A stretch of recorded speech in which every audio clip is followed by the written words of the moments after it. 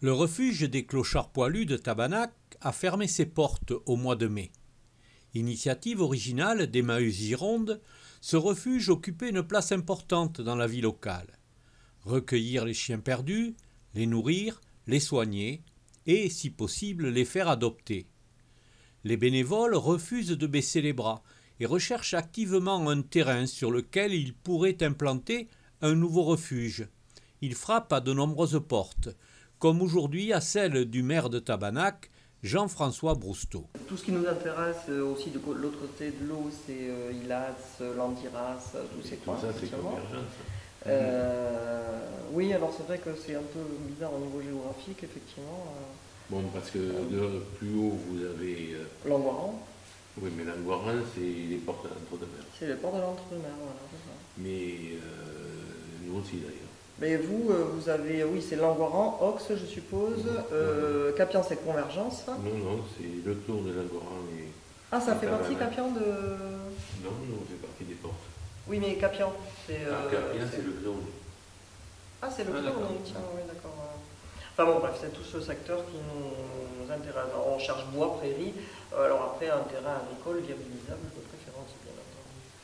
Oui, mais ça, c'est, disons que là, il y a quelqu'un qui a acheté des terrains pour des chevaux, mais il a viabilisé. Oui, c'est ça, oui, voilà. C'est pour ça qu'il parce qu'il faut que... Ça ne va poser aucun problème. Voilà, parce qu'il faut que l'on soit loin à cause du bruit, effectivement, des chiens. Mais il ne faut pas qu'on soit trop loin, parce qu'effectivement, il faut qu'on se raccorde à l'eau, à l'électricité. Il y a des fois, même dans des zones agricoles, il y a l'électricité qui passe. Oui, parfois, il y a des hangars et tout. Oui, exactement. Ouais. Une recherche aujourd'hui sans résultat. Loin de se décourager, Martine Poissanchou, à la tête d'une nouvelle association, l'Escale des Poilus, envisage d'acheter elle-même un terrain sur lequel elle implanterait le refuge. Pour le terrain, nous on cherche à peu près un terrain agricole d'environ 1 hectare. Et puis viabilisable, voilà, bien sûr, hein, puisqu'il nous faut l'eau, il nous faut l'électricité. Et puis l'idéal ce serait forêt, prairie.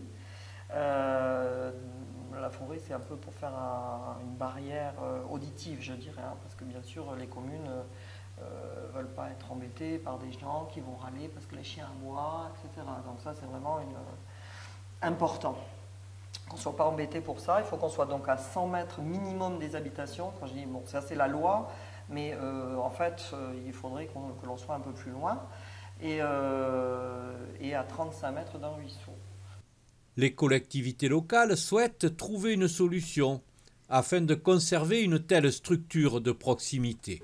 Pour nous, on avait un refuge pour mettre les chiens errants, les chiens qui étaient perdus.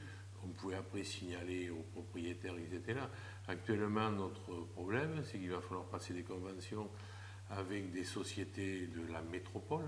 Ça va être complètement différent, que ce soit pour nous et aussi pour les propriétaires des chiens qui s'échappent.